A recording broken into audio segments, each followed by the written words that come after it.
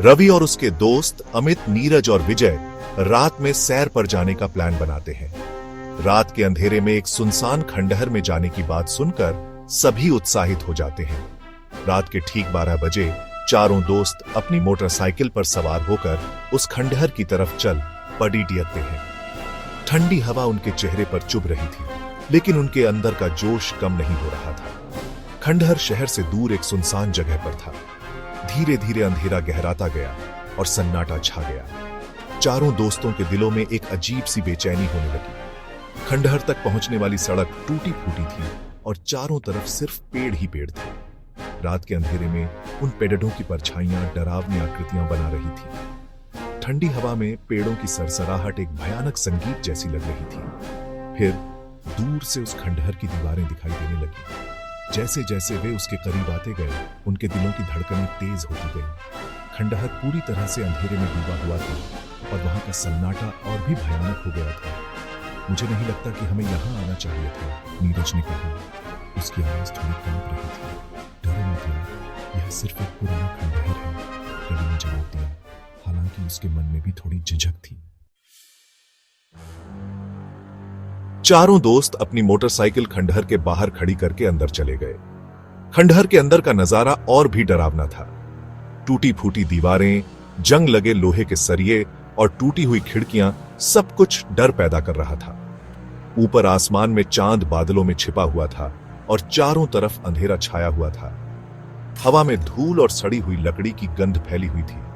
चूहों और अन्य कीड़ों की आवाजें आ रही थीं। चारों दोस्त खंडहर के अंदर एक दूसरे के पीछे पीछे चल रहे थे। अचानक विजय ने एक चीख सुनी। क्या हुआ? अमित ने घबराकर पूछा। मुझे लगा कि मैंने कुछ आवाज सुनी, विजय ने कहा। उसकी आवाज घबराहट से भरी हुई थी। चारों दोस्त कुछ देर के लिए रुक गए और ध्यान से सुना, लेकिन वहां सन्नाटा पसरा हुआ था। शायद यह सिर्फ हवा होगी, रवि ने कहा।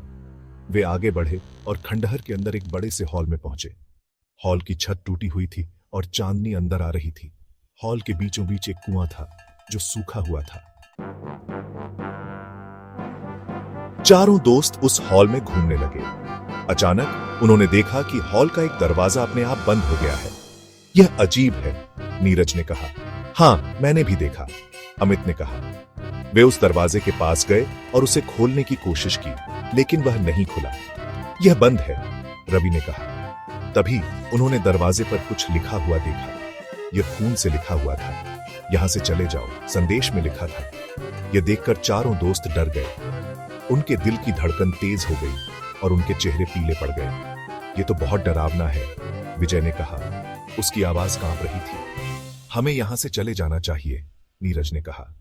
चारों दोस्त उस हॉल से बाहर भागे और खंडहर के मुख्य द्वार की ओर दौड़े। लेकिन जब वे मुख्य द्वार पर पहुंचे तो उन्होंने देखा कि वह भी बंद था। वे उसे धक्का देने लगे, लेकिन वह नहीं खुला। यह तो फंस गया है, अमित ने कहा। वे दरवाजे को पीटने लगे और मदद के लिए चिल्लाने लगे। कोई है?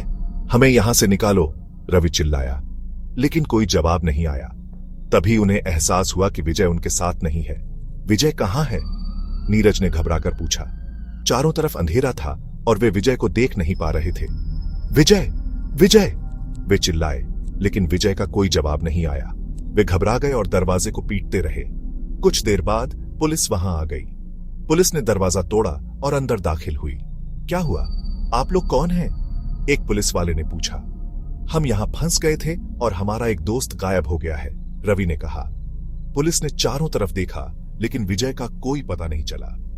तभी उन्होंने दीवार पर एक और संदेश देखा।